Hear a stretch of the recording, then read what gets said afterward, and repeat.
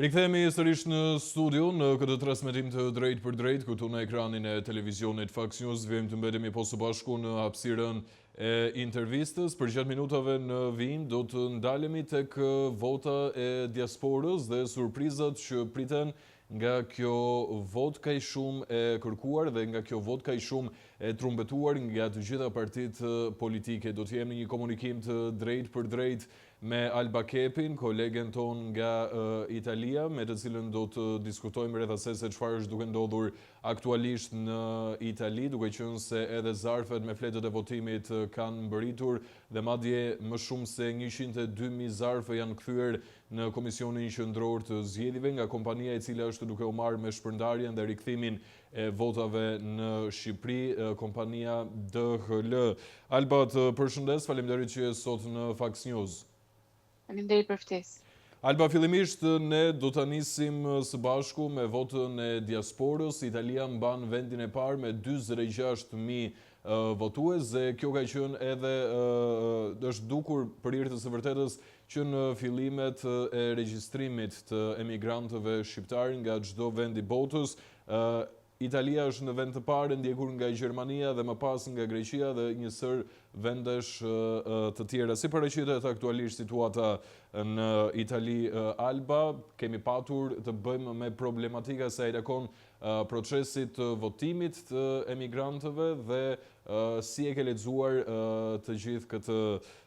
këtë situatë? Së pari është mos e kuptueshme që numri i emigrantëve shqiptarë që janë regjistruar për të votuar në zgjedhjet e majit nga Italia është padyshim i madh në numër, pasi edhe këtu në Itali jetojnë rreth gjysmë milioni shqiptarë emigrantë dhe mjaft prej tyre tashmë pas 3 dekadash integrim në shoqërinë italiane janë dhe mbajtës së dy nënshtetësive dhe pjesëmarrja e madhe e regjistrimit në KQZ për të pasur të drejtën e tyre në votë tregon dhe interesin e tyre dhe lidhjen e tyre që vijojnë ta kenë me Shqipërinë. Dhe padyshim kjo është një vlerësim që bëhet pikërisht për komunitetin e emigrantëve shqiptar në Itali. Përvativa kanë qenë dhe vijojnë të janë, pasi nëse u premtua që në fazën e parë të dorëzimit të zarfeve, pra gjithçka do të kryhen në përpikëri të plotë, do të kishin komunikim të drejtpërdrejtë me kurrierin e postës private DHL, i cili do të dorëzonte zarfin vetëm tek emigranti në të cilin është nominativi, pra emri mbi këtë zarf, krejt ndryshe ka ndodhur. Pra problematikat vijojnë të sinjalizohen, si në rajonin e Lazios, si në rajonin e Toskanës kemi pasur shumë, si në Lombardi, ku shpesh kurrieri nuk ka dorëzuar zarfin në mënyrë përgjegjëse tek personi i cili mban emrin e tij, po shpeshherë e ka braktisur këtë zarf si në hyrjen e pallatit, qoftë në obore, por ka pasur dhe raste që kanë gjetur zarfe të grisura apo zarfe pa skedën e votimit brenda. Madje kemi dhe sinjalizime, unë kam postën time personale plot, pasi emigrantët shqiptar në Itali kërkojnë dhe sinjalizojnë këto problematikat e tyre, që nuk u kanë mbërritur ende sot zarfi për të votuar. Dhe kur kanë bërë verifikimin në postën e DHL-s, pasi zarfi ka një lloj gjurmimi që mund të ndiqet, është shfaqur sikur ata e kanë marrë në dorëzim. Janë raste të cilat padyshim të bëjnë dhe prekupimin se shumë prej tyre mendojnë se ndoshta kemi një mos respektim të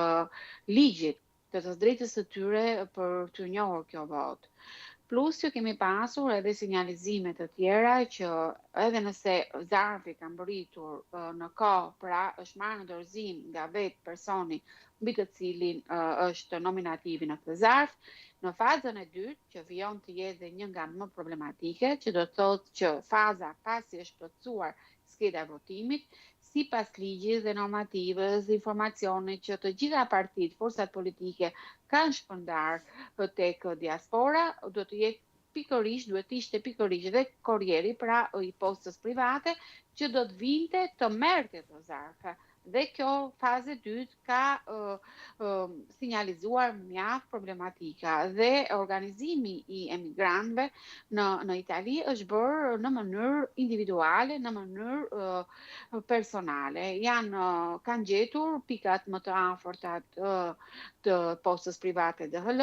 për ta dorëzuar. Por ky fakt lë dhe një moment mjaft kritik, ndoshta dhe abuziv, pasi mund të mendojmë gjithçka. Dim se pikat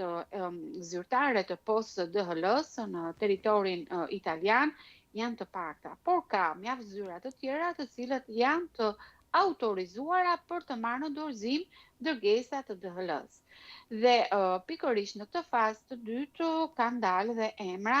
dhe persona, më falni, element të cilët janë vetë ofruar për të mbuluar këtë shërbim dhe për të dorëzuar dhe për të ndihmuar emigrantët për dorëzuar këto zarfe pas janë plotësuar me skedën e votimit. Por kjo mendoj se nuk është mjaft korrekte, pasi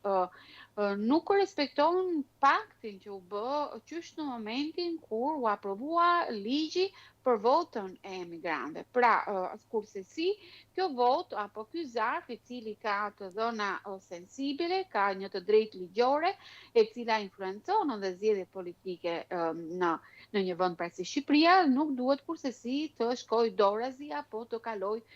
përmes organizimit personal individual të emigrantëve. Emigrantët e kanë bërë së pari të organizim personal nga fakti se duke qenë se janë mjaft të impenjuar me punën, me familjen dhe të distancuar nga selit zyrat ku janë pozicionuar posta private DHL apo pikat e autorizuara nga ajo që shpeshherë dhe tu hapë thonjzat, këto pikat e autorizuara nuk do të thotë se janë zyra, qëllon pika autorizuar për të rrequr zarfet DHL-s dhe një supermerkat, si ka ndodhur në komuna apo në fshatra italiane, apo dhe një pik karburanti, apo dhe një pik shitje gazetash apo shitje cigaresh. Të gjitha këto për treguar se pikat zyrtare të DHL-s nuk ka pasur një informacion të plot për emigrantët shqiptarë në Itali, por të pasur një listë ku mund të dorëzon. Dhe kjo mund të bëjë mjaft mirë pasi rajoni Lombardisë mund të bëj përmes forcave politike të kishte një angazhim më serioz dhe më përgjegjës ndaj kësaj gjëje. Për shembull, rajoni i Lombardisë ka një tot numër shqiptarësh emigrantë që jetojnë në këtë rajon, tu vijë në dispozicion lista e pikave të autorizuara dhe pikave zyrtare të DHL-s, po kështu rajoni Lancios, rajoni i Puljas, etj. etj. Gjitha këto për të thënë që problematika ka pasur dhe fakti që ti në hyrje të kësaj bisede më thej që nga 240.000 emigrantë të cilët janë regjistruar për të drejtë vote përmes postës së DHL-s, deri më sot në zyrën e KQZ-s kanë bërritur më pak se gjysma, pra rreth 100.000. Kjo është shqetësuese pasi ka ngelur vetëm 5 ditë, duke llogaritur që prej sot ne hym në fundjavë, pra shtunë dhe të diel, ku pikat zyrtare dhe pikat e autorizuara të postës private, të paktën flas për Italinë, janë të mbyllura dhe mbeten vetëm e hënë e martë të mërkur, pasi duhen 3 ditë që këto zarfe, këto skeda tashmë të plotësuara nga emigrantët, të mbërrinë në KQZ. Prandaj koha është mjaft e limituar dhe kjo shifër që ju dhat në hyrje të kësaj bisede për mua personalisht është mjaft shqetësuese, pasi ka më pak se gjysma e emigrantëve të regjistruar për të votuar, të cilët kanë përmbushur apo jo është dorëzuar apo zarfi i tyre kanë bërritur në destinacion. Por kjo nuk do të thotë se ata nuk kanë votuar, pasi siç thash, kemi pasur raste vërtet shqetësuese. Edhe njëherë, për të qenë më të qartë, kemi pasur raste kur zarfet nuk kanë bërritur në destinacion dhe në adresë, raste kur zarfet kanë bërritur të grisura dhe të kanë bërritur pas këta votimi brenda, ka kemi pasur raste kur në gjumimin e zarfit figuron që është dorëzuar emigrantit, por në vërtet emigranti nuk e ka marrë, dhe rastet e tjera që mbasi kanë marrë këto zarfe nuk është kryer përmbushja e detyrimit që kurrieri privat i postës private kishte në pas të këtij pakti, në bazë të këtij tenderi që ka marrë nga qeveria shqiptare, që është rreth 9.2 milion euro, që këto zarfe, këto skedë vote të vinte dhe ta merrte në dorëzim përsëri aty ku e kishte sjellë pra në momentin e parë. E qartë, ndërkohë, Alba, përpos të gjitha këtyre problematikave me të cilat jemi hasur deri në këto momente, duhet të ndalem pak tek praktika, tek pjesa e votimit. Personalisht je përballur me qytetar, me shqiptar, me emigrant të cilët kanë shprehur problematikat e tyre në mënyrën e të votuarit. Pra, kanë marrë zarfin, kanë hapur zarfin, kanë patur fletët në dispozicion të votimit. Në këtë pjesë ka patur problematika për procesin e votimit? Ka pasur, nuk ka një lloj sensibiliteti dhe përgjegjësie apo siç ndodh me televizionet shqiptare ku çdo Tani orë kjo problematik vjen si pasojë se nuk ka patur mjaftueshëm informacion nga organet kompetente apo vjen edhe si pasojë e individit i cili mbase nuk di mirë procesin e votimit? Për shembull, një nga pyetjet apo një nga paqartësitë ishte se ata mendonin se mund të votonin një parti dhe mund të votonin një kandidat të dikujt tjetër. Pra, të gjitha këto tregojnë se nuk kishin qartësinë dhe mënyrën e votimit. Pra, do të zgjedhësh aleancën apo forcën partijake dhe të njëjtin kandidat që aderon në këtë forcë. Dhe për kjo ka qenë mjaft e pa qartë tek emigrantët. Por jo vetëm nga ata që morën angazhimin për të përfshirë diasporën në këtë proces, por mendoj se dhe vetë forcat politike, në momentin që përfundoi faza e regjistrimit, duhet të punonin më shumë për të informuar emigrantët për mënyrën e votimit. Pasi kemi parë një angazhim, dhe këtu hedh një notë kritike, një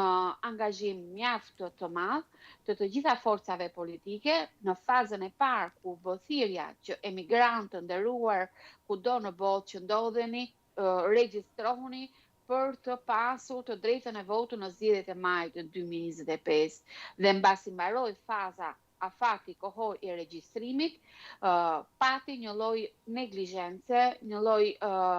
heqje, një lloj indiference ndaj atyre emigrantëve të cilët u regjistruan tashmë dhe ju përgjigjen thirrjes së forcave politike, ju përgjigjen detyrimit të tyre patriotik, kombëtar, politik, quaj si të doni, apo përgjegjësisë të tyre për të kontribuar në votën politike në Shqipëri. Por në këtë fazë të dytë, ata duhet të ishin më të mbështetur nga gjitha forcat e politike, por edhe nga KQZ-ja, nga gjithë mekanizmat të cilët kanë marrë në përgjegjësi pikërisht për të garantuar votën e diasporës, për të informuar më mirë për mënyrën e votimit, ashtu siç jepen spotet elektorale çdo ditë apo çdo orë në televizionet kombëtare apo private. Spotet nuk kanë munguar për hir të së vërtetës, të paktën për mediat në Shqipëri në asnjë moment të vetëm nuk ka patur një neglizhencë sa i takon kësaj çështje, po problemi kam përshtypjen që ndron tek vendet e ndryshme aty ku kanë mbërritur edhe votat. Pikërisht, prandaj them, nëse në Shqipëri ka pasur edhe vijon të keq spote pasi është interesi të gjithave forcave politike apo dhe vetë KQZ-s të informojë sa më mirë qytetarët, pasi prioritet përtej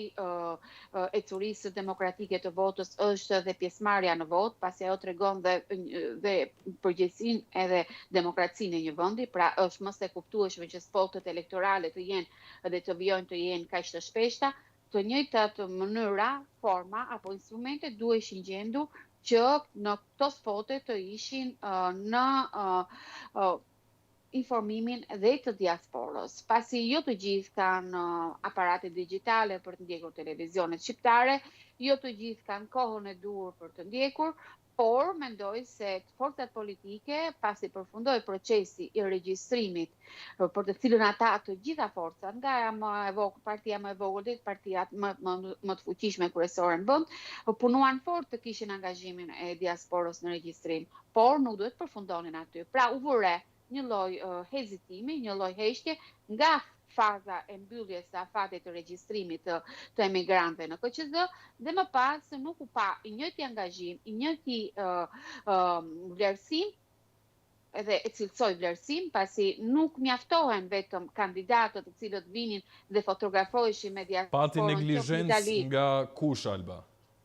nga të gjitha forcat politike. Ma edhe mendoj se ndoshta forcat opozitare duhet të ishin ato më fort, të cilët nuk duhet ta lejonin këtë neglizhencë. Parë si kemi thënë shumë herë dhe gjithë analizat politike thonë që ndoshta emigrantët, vota e diasporës mund të jesë përcaktuese në të zgjedhje, pasi janë të vetmit të cilët nuk influencohen, nuk kërcënohen, nuk kanë një lloj angazhimi sa i takon favoreve që mund të bëjë sistemi që është në Shqipëri, pra çdo gjë e ka ndërtuar, jetën e tyre e ka ndërtuar për te kufive shqiptar, pikërisht për këtë, kjo votë e tyre duhet ishte më shumë në vëmendje faza sensibilizuese, faza e informacionit e mënyrës së votimit të tyre. Dhe edhe e përsëris edhe një herë, nëse kandidatët për deputet u shfaqën mjaft të fuqishëm dhe jemi dëshmitar, nuk ose thot Alba, ne jemi të gjithë dëshmitar në fotografitë e të gjithë kandidatëve deputet në fazën e parë të regjistrimit të emigrantëve në portalin e KQZ-s si diasporë, si emigrant, si votues nga jashtë. Por e njëjti angazhim, i njëjtë pjesëmarrje, të njëjta takime, i njëjta frym duhet të vijonte dhe në fazën pas përfundimit të afatit të regjistrimit të tyre në KQZ, pasi kjo në një farë mënyrë jo vetëm sensibilizon edhe informon emigrantin për mënyrën e saktë dhe të drejtë të votimit, por padyshim në interesin e të gjitha forcave politike që mendojnë që vota e diasporës mund të sjellë rezultat për to. E qartë, ndërkohë si paraqitet klima, Alba, për të kuptuar pak më shumë nga Italia? A janë entuziast emigrantët shqiptar? Çfarë thonë ata? Çfarë mendojnë ata? Si parashikojnë ata këto zgjedhje? Shqyrtimet për gjitha këto problematika që thamë më sipër ka, sidomos në këto momente, në momentet kur kanë parë që për të dorëzuar zarfet duhet të impenjoheshin vetë, kur ka parë që nuk janë respektuar mjaft kriteret të cilët u ishte informuar fillimisht, shqyrtime ka në faktin se nëse vota e tyre do të shkojë apo do të respektohet apo do të numërohet ashtu siç është garancia e një sistemi demokratik. Unë kam sinjalizuar edhe një problem mjaft të rëndë vetëm 2 ditë më parë, që ndoshta u bllokua nga mediat e tjera, u publikua në një nga televizionet ndoshta më opozitare, fakti se ka pasur dhe një angazhim të funksionarëve të diplomat, të shqiptar, të cilët punojnë në Rom, që kanë përdorur automjete, targa diplomatike, veshjen e tyre diplomatike, ndoshta dhe pushtetin apo autoritetin që jep duke u shfaqur tek emigrantët, sikur janë shteti dhe qeveria, i kanë përdorur shumë herë pikërisht duke u ofruar që këto zarfe të DHL-s, pra këto zarfe me votën e tyre që janë ende në përbanesat e tyre pasi korrieri i postës private nuk ka qenë korrekt për ta marrë këtë zarf, nuk është përgjigjur kohës që ata kanë vënë në dispozicion,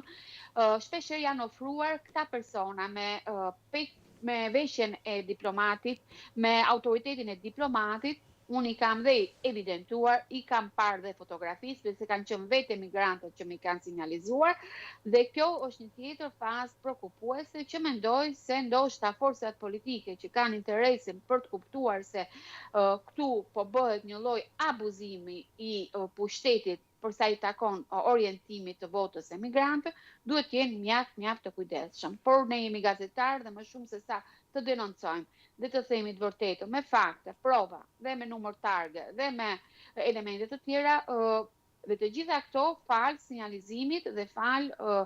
fotografive që emigrantët shqiptar, të paktën në rajonin e Laçës, më kanë sjellë gjatë ditëve të fundit. Pra, fryma është që kemi dëshirë të votojmë, kemi shumë dëshirë që vota jonë apo kontributi që emigrantët kanë dhënë gjatë këtyre 3 dekadave, gjatë këtyre 30 viteve në ekonominë shqiptare, me remitantët e tyre, me ndihmën që i ka dhënë arkët së shtetit, pasi kujtojmë se kemi kaluar si vend momente mjaft dramatike, që krek lufta civile brenda vendit deri tek problematikat drastike dramatike të një ekonomie e cila po shkonte në rrokullisje e poshtë, Pra dhe kanë qenë gjithmonë emigrantët të cilët kanë mbështetur, kanë mbajtur familjet e tyre, po pse jo dhe konsumin, po pse jo dhe ekonominë, po pse jo dhe arkën e shtetit, dhe fryma e tyre është që në këtë mundësi të parë që kanë, vota e tyre të jetë determinuese, përcaktuese sa i takon zgjedhjes votës së 11 maj. Vota juaj, Alba, është dërguar nëpërmjet zarfave të DHL-s apo do të jeni personalisht në Shqipëri? Unë kam zgjedhur të jem personalisht në Shqipëri dhe këtë e kam bërë, ndoshta është hera e parë që e them, e kam bërë pikërisht nga mosbesimi që kam për sistemin e sigurisë dhe sistemin manipulues që është përdorur shumë herë me të dhënat private në shtetin shqiptar. Kam parë në sistemin patronazhist të zbuluar vite më parë emra të fëmijëve të miq, të cilët ishin minoren dhe të renditur dhe të lindur dhe rritur në një vend europian siç është Italia dhe të listuar në lista të një sistemi patronazhist që vërtet na ka lënë të shokuar mua, bashortin, familjen time. Dhe pikërisht ky ka qenë një nga motivet që në këtë fazë mjaft rëndësishme, e quaj të rëndësishme pasi kemi të drejtë të votojmë, kam zgjedhur të vi të votoj në Shqipëri dhe do të vim të votoj bashkë me djemtë e mi, të cilët tashmë kanë mbushur moshën 18 vjeçë dhe kanë të drejtën e votës dhe padyshim është një zgjedhje e bërë me motivin e fortë pasigurisë së mënyrës se si të dhënat private, sistemi shqiptar nuk i garanton dhe nuk i siguron si në një vend europian. Absolutisht e mirë kuptoj zgjedhjen tuaj, Alba, ndërkohë mua nuk më mbetet gjë tjetër vetëse të falenderoj dhe të them që të pres në studio në 11 maj për të diskutuar, për të analizuar fushatën, për të analizuar procesin e votimit, procesin e numërimit, pse jo, sepse do të jemi në një maraton të gjatë televizive. Faleminderit juve për ftesën, punë të mbarë. Ne shkëputemi në publicitet.